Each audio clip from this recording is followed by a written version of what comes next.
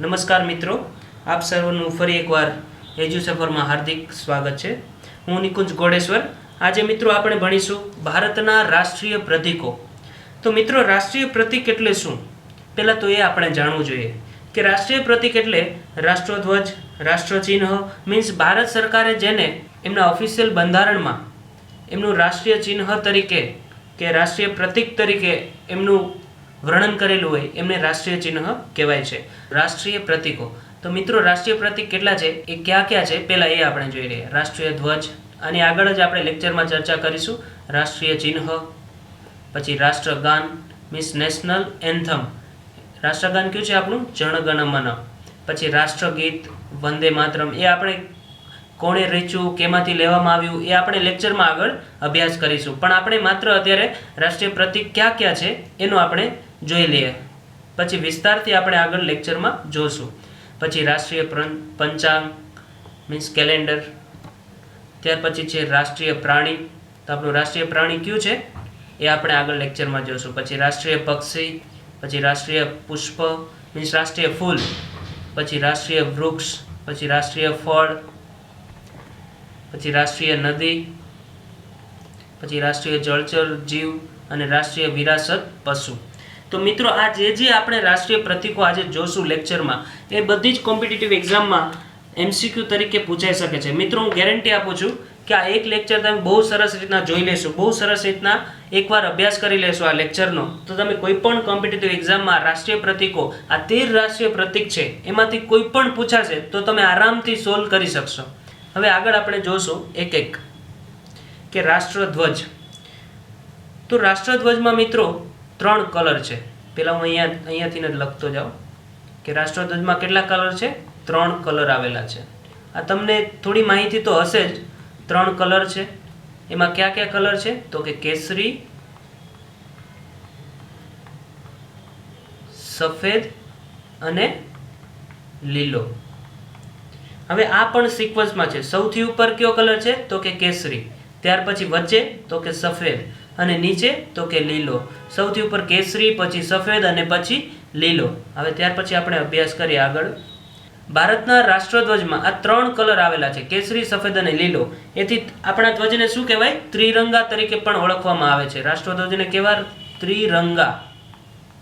એક મૂવીનું પણ નામ છે ત્રિરંગા. તમને ખબર હશે, જોયેલું હશે ઘણા મિત્રોએ તો, કે કેસરી, સફેદ, લીલો 3 રંગ આવેલા છે એટલે ભારતના રાષ્ટ્રધ્વજને ત્રિરંગા તરીકે પણ ઓળખવામાં આવે છે. પછી કયો રંગ કેનું પ્રતીક છે એ આપણે જોઈ લઈએ. આ એક્ઝામમાં ઘણીવાર પૂછાતું હોય છે. તો કે કેસરી. કેસરી રંગ છે શેનું પ્રતીક છે? તો કે શક્તિનું પ્રતીક છે. કેસરી રંગ છે શક્તિનું પ્રતીક છે. પછી સફેદ રંગ છે, વચ્ચે જે સફેદ રંગ આવેલો છે એ શાંતિનું પ્રતીક છે. આ તમે આગળ થોડું તો ભણી ગયા હશો, તમને માહિતી હશે જ, પણ આ લેક્ચરમાં આપણે ભણી લઈએ અને આ એક જ લેક્ચર કરવાથી બધા જ રાષ્ટ્રીય પ્રતીકોનો તમે સવિસ્તાર અભ્યાસ કરી લો. પછી ત્રીજો જે રંગ છે લીલો રંગ, સૌથી નીચેનો રંગ લીલો રંગ, તો એ કેનું પ્રતીક છે? તો કે સમૃદ્ધિનું પ્રતીક છે. સમૃદ્ધિનું પ્રતીક. પછી જે આ ત્રિરંગો છે, અહીંયા હું દોરું જ છું.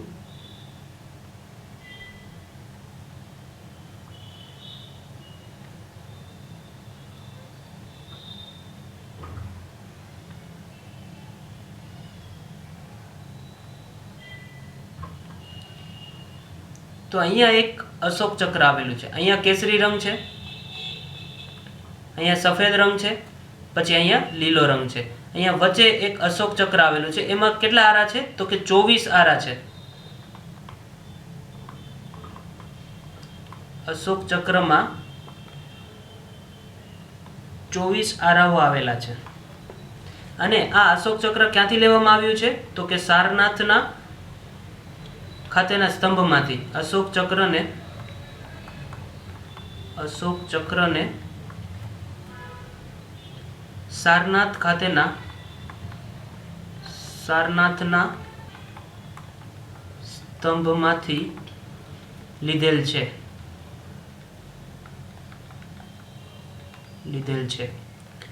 સારનાથ ખાતેના સ્તંભમાંથી લીધેલ છે અશોક ચક્રને. આ પણ એક્ઝામમાં પૂછાઈ શકે કે ભારતના રાષ્ટ્રધ્વજમાં અશોક ચક્ર ક્યાંથી લેવામાં આવેલ છે. તો આ ઓપ્શનમાં આવેલું હોય સારનાથના સ્તંભમાંથી, તો આપણે એ ટીક માર્ક કરી દેવું.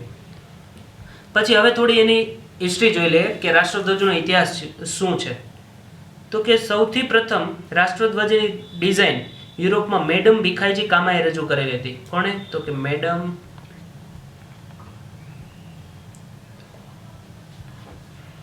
ભીખાજી કામા યુરોપમાં રજૂ કરી હતી. ક્યાં? યુરોપમાં. સૌથી પ્રથમ રાષ્ટ્રધ્વજની ડિઝાઇન કોણે રજૂ કરી હતી? મેડમ ભીખાઈજી કામાએ.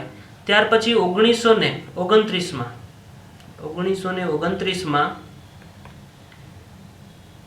જવાહરલાલ નહેરુએ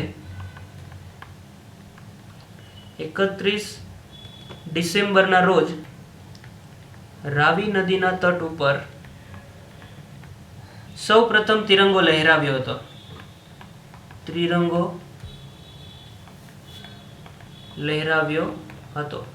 હવે એવો એક્ઝામમાં પ્રશ્ન પૂછાય કે રાવી નદીના તટ ઉપર સૌપ્રથમ ત્રિરંગો કોણે લહેરાવ્યો હતો? તો કે જવાહરલાલ નહેરુએ. પછી રાષ્ટ્રધ્વજને બંધારણ સભા દ્વારા ક્યારે અપનાવવામાં આવ્યો? તો કે 22 જુલાઈ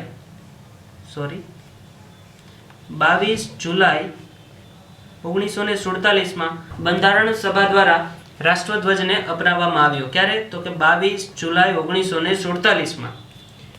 હવે રાષ્ટ્રધ્વજનું માન અને સન્માન જળવાઈ રહે તે માટે ભારત સરકારે સ્પેશિયલ ધ્વજ સંહિતા 2002 આપેલી છે. ધ્વજ સંહિતા 2002. આમાં રાષ્ટ્રધ્વજને કઈ રીતના ફરકાવો, ક્યારે ફરકાવો, રાષ્ટ્રધ્વજ ફાટેલા ન હોવો જોઈએ, રાષ્ટ્રધ્વજમાં બીજો કલર ઉપર પડેલા ન હોવો જોઈએ, રાષ્ટ્રધ્વજ ધૂળમાં પડેલા ન હોવો જોઈએ, આવું બધી જ માહિતી રાષ્ટ્રધ્વજની જે કઈ રીતના આખું ફરકાવો એની બધી માહિતી ધ્વજ સંહિતા 2002માં ભારત સરકારે આપેલી છે. પછી રાષ્ટ્રધ્વજ કોણ કોણ ફરકાવી શકે? તો એમાં સામાન્ય નાગરિક ફરકાવી શકે, ખાનગી શિક્ષણ સંસ્થાઓ ફરકાવી શકે કે શિક્ષણ સંસ્થાઓ સ્કૂલ કોલેજમાં પણ રાષ્ટ્રધ્વજને ફરકાવી શકાય છે. પણ ખાસ ધ્યાન એ રાખવાનું કે રાષ્ટ્રધ્વજનો અનાદર ન થવો જોઈએ. તો હવે આપણે એક્ઝામમાં કેટલા પ્રશ્ન રિલેટેડ છે? તો કે ધ્વજ કેટલો છે. હા, હજી એક બાકી રહી ગયું કે રાષ્ટ્રધ્વજનું માપ શું છે? તો કે લંબાઈ અને પહોળાઈ જેમ પહોળાઈ. તો એનું માપ શું છે? તો કે 3:2. આ ખાસ યાદ રાખજો કે રાષ્ટ્રધ્વજની લંબાઈ અને પહોળાઈનું માપ 3:2 છે. પછી એમાં 3 કલર છે. કેસરી રંગ છે શક્તિનું પ્રતીક છે, સફેદ રંગ છે શાંતિનું પ્રતીક છે, લીલો રંગ છે સમૃદ્ધિનું પ્રતીક છે, અને અશોક ચક્ર સારનાથના સ્તંભમાંથી લેવામાં આવે છે અને અશોક ચક્રમાં 24 આરા છે. મેડમ ભીખાઈજી કામાએ યુરોપમાં સૌપ્રથમ રાષ્ટ્રધ્વજ ફરકાવ્યો હતો. હવે રાષ્ટ્રધ્વજ ઉપર કોઈ પણ પ્રશ્ન તમને એક્ઝામમાં પૂછાય તો એ આમાંથી ન જશે, એ મારી ગેરંટી છે. તમે આટલું તૈયાર કરી લો એટલે ઘણું બધું થઈ જાય. પછી બીજું આપણું રાષ્ટ્રીય પ્રતીક છે એ રાષ્ટ્રીય ચિહ્ન, જેને રાજ ચિહ્ન પણ તરીકે ઓળખવામાં આવે છે. શું? રાજ ચિહ્ન તરીકે પણ ઓળખવામાં આવે છે. હવે ભારતનું રાષ્ટ્ર ચિહ્ન છે તો એ પહેલા તો ક્યાંથી લેવામાં આવ્યું? સારનાથ ખાતેના અશોકના સિંહ સ્તંભમાંથી લેવામાં આવ્યું. અહીંયા હું લખી દઉં અશોકના સારનાથ ખાતેના સિંહ સ્તંભમાંથી લેવામાં આવ્યું છે. હવે મૂળ સ્તંભમાં કેટલા સિંહ હતા? તો કે જે મૂળ સ્તંભ છે, મૂળ સ્તંભમાં 4 સિંહોની આકૃતિ હતી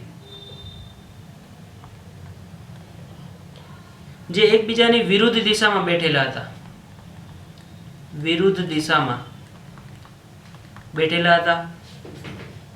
આથી 4 સિંહ હોય તો તમે સામેથી જુઓ, જે પાછલી દિશામાં જે સિંહ બેઠેલો છે એ તમને દેખાય નહીં. એટલે આપણને કેટલા સિંહ દેખાય છે? માત્ર 3 સિંહ દેખાય છે. આ હું લખી જ દઉં અહીંયા.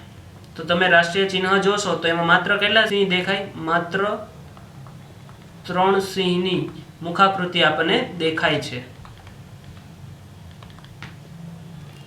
પછી આ જે સિંહ બેઠેલા છે એની નીચે ઘંટ આકારનું એક આસન દેખાય છે અને એની ઉપર એક હાથી છે, એક ઘોડો છે આપણા રાષ્ટ્રીય ચિહ્નમાં, એક સાંઢની આકૃતિ છે પછી એક સિંહની ઉપસેલી મૂર્તિ છે, સિંહની ઉપસેલી મૂર્તિ છે. પછી આ બધી જ વસ્તુ છે એની વચ્ચોવચ એક ચક્ર આવેલું છે, આવું એક ચક્ર છે. અને એક જ પથ્થરને કોતરીને બનાવવામાં આવેલ આ સ્તંભની ઉપર ધર્મચક્ર રાખવામાં આવ્યું છે. તેની નીચે મુંડકોપનિષદમાંથી લીધેલ સત્યમેવ જયતે લખેલું છે. શું લખેલું છે?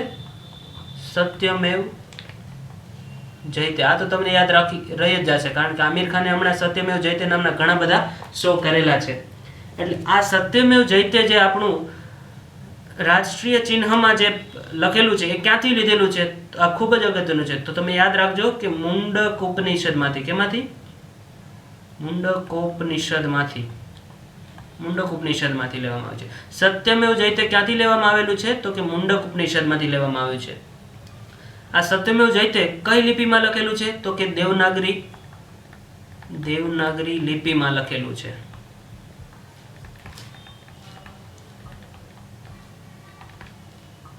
જેનો અર્થ થાય છે સત્યનો જ વિજય થાય છે. આ સત્યમેવ જયતેનો અર્થ શું થાય છે?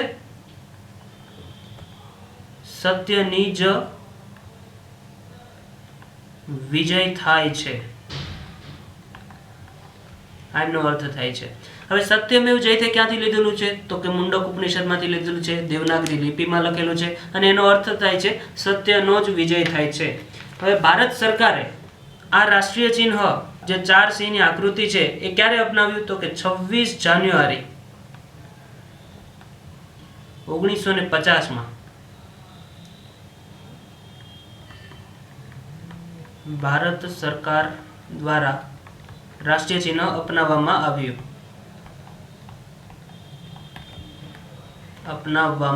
આવ્યું. ખાસ તો તમારે કેટલું યાદ રાખવાનું કે રાષ્ટ્રીય ચિહ્ન ક્યાંથી લેવામાં આવ્યું?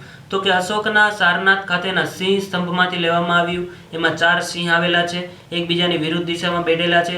માત્ર આપણને 3 સિંહની જ આકૃતિ દેખાય છે. એમાં એક હાથી, ઘોડો, એક સાંડ અને સિંહની ઉપસેલી મૂર્તિ આવેલી છે. પછી સત્યમેવ જયતે છે એ મુંડક ઉપનિષદમાંથી લેવામાં આવ્યું છે અને દેવનાગરી લિપિમાં લખેલું છે. પછી સત્યમેવ જયતેનો અર્થ થાય છે સત્યનો જ વિજય થાય છે. અને આ રાષ્ટ્રીય ચિહ્ન 26મી જાન્યુઆરી 1950 ભારત સરકાર દ્વારા અપનાવવામાં આવ્યું. ત્યાર પછી આપણું રાષ્ટ્રીય ચિહ્ન છે એ રાષ્ટ્રીય ગાન. તો રાષ્ટ્રીય ગાન તો તમને ખબર જ હશે, ઘણીવાર આપણે સ્કૂલમાં નાના હોઈએ ત્યારે ગાયું પણ હશે આપણે. તો આપણું રાષ્ટ્રીય ગાન કયું છે? ઘણા બધા વિદ્યાર્થીઓને કન્ફ્યુઝન હોય છે કે રાષ્ટ્રીય ગીત કયું છે અને રાષ્ટ્રીય ગાન કયું છે. તો રાષ્ટ્રીય ગાનનું ઇંગ્લિશ થાય છે નેશનલ એન્થમ. આપણું રાષ્ટ્રગાન છે, હું અહીં લખું છું, જન ગણ મન. આ આપણું રાષ્ટ્રગાન છે. જન ગણ મન અધિનાયક જય હે, જે તમે સ્કૂલમાં અને આપણા સરકારી કાર્યક્રમમાં આપણે બધાએ ગાયેલું જ હોય છે. અને આની રચના કોણે કરી હતી રાષ્ટ્રગાનની, નેશનલ એન્થમની? તો કે રવિન્દ્રનાથ ટાગોરે આમની રચના કરી હતી. અને આ કેમાં હતું? તો કે મૂળ બંગાળીમાં હતું, મૂળ બંગાળી ભાષામાં. પછી એને હિન્દીમાં ફેરવવામાં આવ્યું. મૂળ ભાષા કઈ હતી? તો કે બંગાળી. હવે એવું પણ પૂછાઈ શકે કે રાષ્ટ્રગાનમાં કુલ કેટલા પદ છે? રાષ્ટ્રગાનમાં કુલ 5 પદો છે. 5 પદ છે. કેટલા? 5 પદ. જેમાંથી પ્રથમ પદ છે, જે પ્રથમ પદ એ જ આપણે ગાઈએ છીએ. અને રાષ્ટ્રગાન કેટલા સમયમાં ગાવાનું હોય એવો પણ પ્રશ્ન પૂછાય તો તમે એ લખી શકો છો કે 52 સેકન્ડમાં રાષ્ટ્રગાનનું પ્રથમ પદ પૂરું કરવાનું હોય છે. 52 સેકન્ડમાં. ઘણીવાર એવું પણ થાય કે કાર્યક્રમ ટૂંકાવવાનો હોય તો રાષ્ટ્રગાનને સંક્ષિપ્ત રૂપમાં ગાવામાં આવે. સંક્ષિપ્ત રૂપમાં ગાવામાં આવે તો મિત્રો પ્રથમ અને છેલ્લી પંક્તિ જ ગાવામાં આવે. અને જો સંક્ષિપ્ત રૂપમાં ગાવામાં આવે તો સમય કેટલો લાગે? માત્ર 20 સેકન્ડ. સંક્ષિપ્ત રૂપમાં જો રાષ્ટ્રગાન ગાવામાં આવે, જન ગણ મન અધિનાયક જય હે, એ જો રાષ્ટ્રગાન સંક્ષિપ્ત રૂપમાં ગાવામાં આવે તો 52 સેકન્ડની બદલે પ્રથમ અને છેલ્લી પંક્તિ ગાઈ અને 20 સેકન્ડમાં પૂરું કરી દેવામાં આવે. હવે આ રાષ્ટ્રગાનને ક્યારે અપનાવવામાં આવ્યું એ પણ આપણે ચર્ચા કરી લઈએ. તો કે 24મી જાન્યુઆરી 1950 રોજ આને અપનાવવામાં આવ્યું હતું રાષ્ટ્રગાનને. આ બહુ સહેલું છે મિત્રો, માત્ર ખાલી એક જ વાર તમે આ લેક્ચર જોશો તો કોઈ પણ પ્રશ્ન તમને કોઈ પણ એક્ઝામ, કોમ્પિટિટિવ એક્ઝામમાં પૂછાય, ઇવન જીપીએસસીમાં કે તલાટીમાં કે કોઈ પણ એક્ઝામમાં પૂછાય, જીકેની તૈયારી કરતા હોય અને આ એક લેક્ચર જોઈ લો એટલે તમને બધું જ રાષ્ટ્રીય પ્રતીકો આરામથી યાદ રહી જશે. હવે એ આપણે જોઈ લે કે રાષ્ટ્રગાન સૌ પ્રથમ ક્યારે ગાવામાં આવ્યું હતું, તો કે 1911માં ભારતીય રાષ્ટ્રીય કોંગ્રેસના કલકત્તા ખાતેના 27મા કોંગ્રેસના અધિવેશનમાં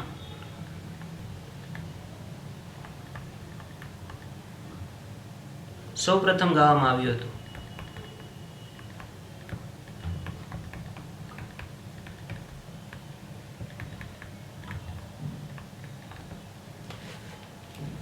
હવે એકવાર આપણે રિવિઝન કરી લઈએ કે રાષ્ટ્રગાન કયું છે, તો કે જન ગણ મન અધિનાયક જય હે. રાષ્ટ્રગાન કયું છે આપણું, તો કે જન ગણ મન અધિનાયક જય હે. કોના દ્વારા લખવામાં આવ્યું છે, તો કે રવિન્દ્રનાથ ટાગોર દ્વારા.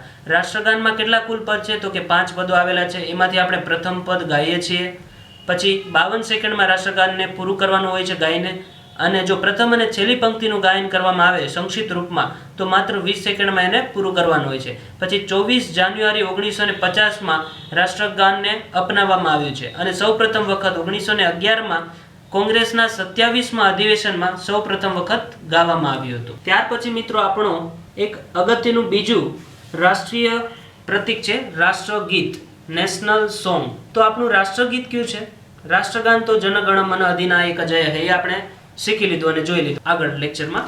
પણ રાષ્ટ્રગીત કયું છે, તો કે વંદે માતરમ. વંદે માતરમ આપણું રાષ્ટ્રગીત છે, જેની રચના કોણે કરી હતી, તો કે બંકિમચંદ્ર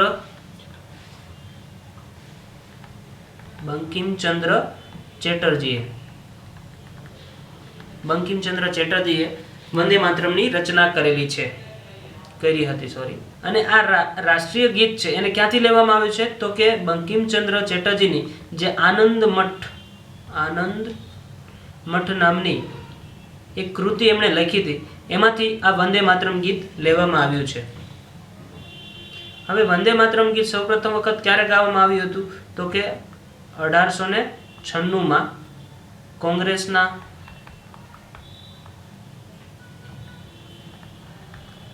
બારમા અધિવેશનમાં.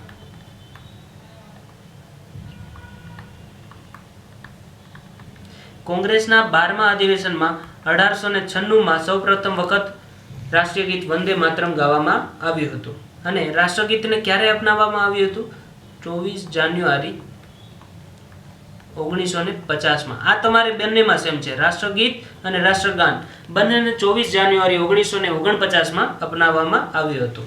પછી ત્યાર પછી એક અગત્યનું રાષ્ટ્રીય પ્રતીક છે, એ છે રાષ્ટ્રીય પંચાંગ અથવા કેલેન્ડર. ઇંગ્લિશમાં શું આપણે કહીએ, કેલેન્ડર. રાષ્ટ્રીય પંચાંગ અથવા કેલેન્ડર. તો કે રાષ્ટ્રીય પંચાંગ એ કેના આધારિત છે, ભારતનું રાષ્ટ્રીય પંચાંગ છે એ કેના આધારિત છે, તો કે શક સંવંત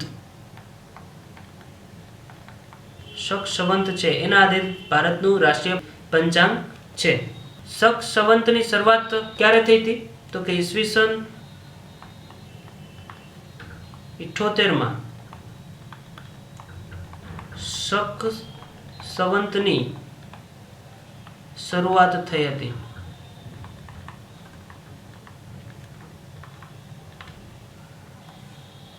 પછી શક સંવંતનો પ્રથમ મહિનો કયો છે, તો કે ચૈત્ર મહિનો પ્રથમ મહિનો છે. અને શક સંવંતનો પ્રથમ દિવસ કઈ તારીખ હોય, તો કે 22 માર્ચના રોજ હોય છે, 22 માર્ચના રોજ. અને જો લીપ યર હોય, 4 વર્ષે એકવાર લીપ યર આવતું હોય, એ તમને તો ખબર જ હશે, તો 21 માર્ચના દિવસે હોય, 21 માર્ચના દિવસે. અને શક સંવંત કેટલા દિવસનું હોય છે, સામાન્ય રીતે 1 વર્ષ, તો કે 365 દિવસનું 1 વર્ષ હોય છે. હવે ભારત સરકારે શક સંવંતની રાષ્ટ્રીય પંચાંગ તરીકે ક્યારે સ્વીકાર કર્યું હતું, તો કે 22 માર્ચ 1957ના રોજ ભારત સરકારે સખસવંતની સ્વીકાર કર્યો હતો?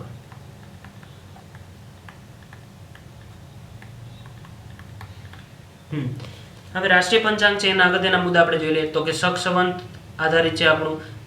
ઈસવીસન 78માં સખસવંતની શરૂઆત થાય છે. એનો પ્રથમ મહિનો હોય છે ચૈત્ર મહિનો હોય છે. પછી 22 માર્ચના રોજ એમનો પ્રથમ દિવસ હોય છે, અથવા લીપ યર હોય તો 21 માર્ચના દિવસે એનો પ્રથમ દિવસ હોય છે. 365 દિવસનું આ કેલેન્ડર છે. 22 માર્ચ ને 1957ના રોજ, આ અગત્યની તારીખ છે, તમે યાદ રાખી લેજો કે 22 માર્ચ 1957ના રોજ સખસવંતની ભારત સરકારે સ્વીકાર કર્યો હતો. હવે સખસવંતનો ભારત સરકાર ઉપયોગ ક્યારે કરતા હોય છે? તો કે સરકારી હેતુઓ માટે આનો ઉપયોગ થતો હોય છે. કે તો ભારતના રાજપત્રમાં છાપવા માટે, પછી આકાશવાણીના સમાચારના પ્રસારણ માટે, પછી ભારત સરકાર દ્વારા નાગરિકોને સંબોધિત કોઈ પત્ર લખે તો એ આ સખસવંતનો ઉલ્લેખ એમાં કરતી હોય છે. પછી ભારત સરકાર દ્વારા પ્રકાશિત કરવામાં આવેલ જે કેલેન્ડર હોય છે એમાં પણ સખસવંતનો ઉલ્લેખ કરવામાં આવેલો હોય છે. પછી ત્યાર પછી એક રાષ્ટ્રીય પ્રતીક છે, એ છે રાષ્ટ્રીય પ્રાણી. તો હવે એનું આપણે થોડું અભ્યાસ કરી લઈએ. તો કે રાષ્ટ્રીય પ્રાણી કયું છે? તો કે વાઘ. ભારતનું રાષ્ટ્રીય પ્રાણી વાઘ છે. અને એનું સાયન્ટિફિક નેમ શું થાય છે? તો કે પેન્થેરા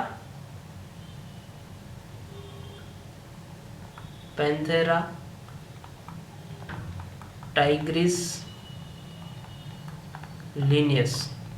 મિત્રો, આ સાયન્ટિફિક નામ છે. એ જો હું સાયન્સનો સ્ટુડન્ટ છું એટલે તો મને ખબર જ છે, મેં સાયન્સ કરેલું છે, એટલે કે એમાં પહેલા પ્રજાતિનું નામ હોય છે, ત્યાર પછી જાતિનું નામ હોય છે, અને જે આ લિનિયસ છે એ વૈજ્ઞાનિકનું નામ છે. પણ એ આપણે ઉપયોગી નથી. પણ આપણે ખાલી એટલું યાદ રાખવાનું છે કે ભારતનું રાષ્ટ્રીય પ્રાણી વાઘ છે અને એનું વૈજ્ઞાનિક નામ પેન્થેરા ટાઇગ્રસ છે, અથવા લેટિન નામ પણ તમે કહી શકો. પછી વિશ્વમાં વાઘની 8 પ્રજાતિઓ જોવા મળે છે. કેટલી? 8 પ્રજાતિઓ. વાઘની 8 પ્રજાતિઓ વિશ્વમાં જોવા મળે છે. ભારતમાં જોવા મળતી પ્રજાતિ કઈ છે? તો કે રોયલ બેંગાલ ટાઈગર. આ બંગાળમાં જોવા મળે છે, ખાસ સુંદરવનના જંગલમાં. ક્યાં જોવા મળે છે? તો કે સુંદરવનના જંગલમાં. રોયલ બેંગાલ ટાઈગર એ ભારતમાં જોવા મળતી વાઘની એક પ્રજાતિ છે. વિશ્વમાં 8 પ્રજાતિઓ છે અને આ મુખ્યત્વે સુંદરવનના જંગલમાં જોવા મળે છે.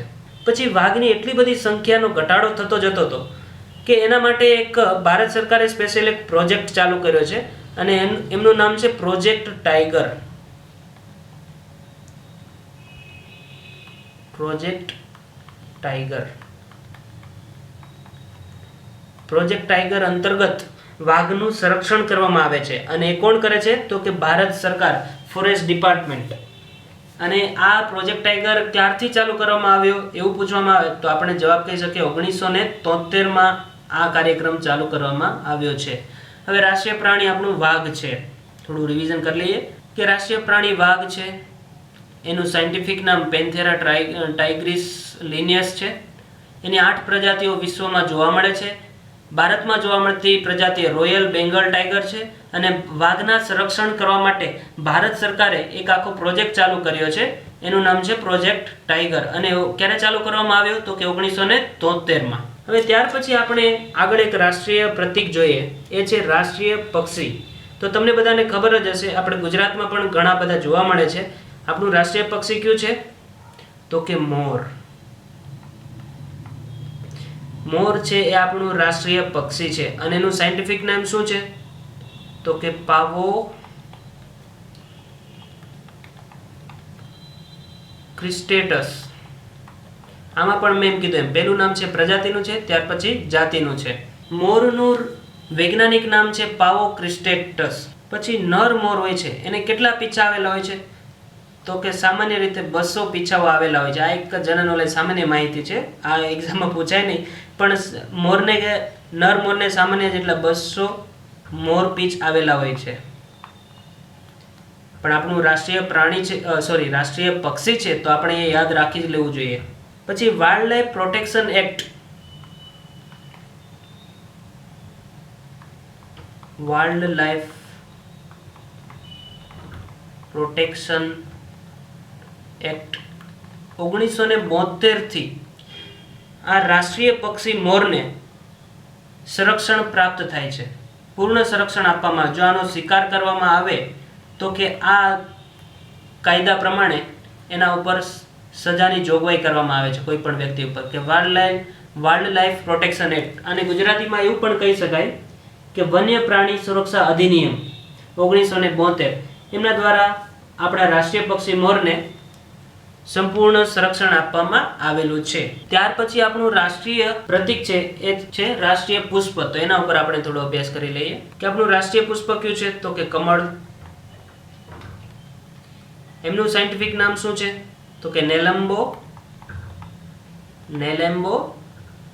ન્યુસીપેરા ગાર્ટન. આ સાયન્ટિફિક નામ પણ તમે યાદ રાખી લેજો.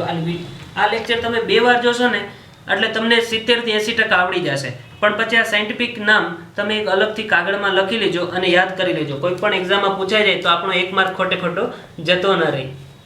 ખાલી રોજ 2 થી 3 વાર તમે જોશો, 5 જ દિવસમાં તમને બધા સાયન્ટિફિક નામ યાદ રહી જશે. જેમ મને યાદ રહી ગયા એમ તમને પણ યાદ રહી જશે. આપણું રાષ્ટ્રીય પુષ્પ કયું છે, તો કે કમળ છે. એનું સાયન્ટિફિક નામ છે નેલેમ્બો ન્યુસીપેરા ગાર્ટન. ત્યાર પછી રાષ્ટ્રીય પ્રતીક છે એ રાષ્ટ્રીય વૃક્ષ. તો આપણું રાષ્ટ્રીય વૃક્ષ કયું છે, તો કે વડ. વડ છે એ આપણું રાષ્ટ્રીય વૃક્ષ છે અને એનું સાયન્ટિફિક નામ શું છે, ફાઇકસ બેન્થાલેન્સિસ. વડનું સાયન્ટિફિક નેમ છે ફાઇકસ બેન્થાલેન્સિસ. વડનું વૃક્ષ વિશાળ અને ઘટાદાર હોય છે, એ તો તમને ખબર જ છે. એની શાખાઓ દૂર સુધી ફેલાયેલી હોય છે, વિશાળ અને ઘટાદાર હોય છે. પછી સૌથી મોટો વડલો ક્યાં આવેલો છે ખબર છે, સૌથી જૂનો અને સૌથી મોટો, તો કે શિબપુર બોટાનિકલ ગાર્ડન છે કલકત્તામાં. 11-12 સાયન્સ કરતા હોય છે એમને બાયોલોજીમાં આ ભણવામાં આવે છે કે શિબપુર બોટાનિકલ ગાર્ડન કોલકાતા. ક્યાં આવેલું છે આ ગાર્ડન, તો કે કોલકાતામાં. ત્યાં સૌથી મોટું વડનું વૃક્ષ આવેલું છે. મિત્રો આ ગાર્ડનમાં હું જઈ આવેલો છું કોલકાતામાં. ત્યાં અમે ગયા હતા તો અમે જોયું કે તમે જ્યાં સુધી નજર જાય ને ત્યાં સુધી વડલાની વડવાયું જ દેખાય. મીન્સ એટલા બધા થડ, તમને એનું જે મુખ્ય થડ છે એ તો જડે જ નહીં, પણ તમને એક ફરતી બાજુ રેલિંગ નાખી લીધી હતી ગવર્મેન્ટે. અને આ શિબપુર બોટાનિકલ ગાર્ડન છે ફોરેસ્ટ ડિપાર્ટમેન્ટની અંડર આવે છે. તો કે ફોરેસ્ટ ડિપાર્ટમેન્ટે શું કર્યું કે ફરતી બાજુ આ વડલાની અંદર રેલિંગ નાખેલી છે અને લગભગ 2 થી 3 એકરમાં આટલો મોટો વડ ફેલાયેલો છે. તમે જો તો તમારું મગજ કામ કરતું બંધ થઈ જાય. એટલો મોટો વડલો આ શિબપુર બોટાનિકલ ગાર્ડનમાં આવેલો છે અને 300 થી પણ વધારે વર્ષ આ વડલો જૂનો છે. હા, ત્યાર પછી એક રાષ્ટ્રીય પ્રતીક છે એ છે રાષ્ટ્રીય ફળ. તો રાષ્ટ્રીય ફળ આપણું કયું છે, તો કે કેરી. આ માત્ર યાદ જ રાખવાનું છે કે રાષ્ટ્રીય ફળ કયું છે, કેરી. પછી એનું સાયન્ટિફિક અથવા લેટિન નામ કયું છે, વૈજ્ઞાનિક નામ, તો કે મેંગીફેરા ઇન્ડિકા. હું અહીંયા લખી દઉં, મેંગીફેરા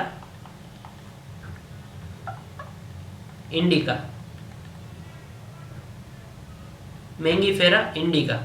આ રાષ્ટ્રીય ફળ આપણું છે કેરી. આપણા તાલાલા સાસન ગીરમાં ખૂબ જ આનું પ્રોડક્શન થાય છે અને આપણે એક્સપોર્ટ કરીએ એવી ક્વોલિટીને આપણે તાલાલાની કઈ કેરી ફેમસ છે તમને બધાને ખબર જ હશે કે કેસર કેરી. પછી રાષ્ટ્રીય પ્રતીક છે એ રાષ્ટ્રીય નદી.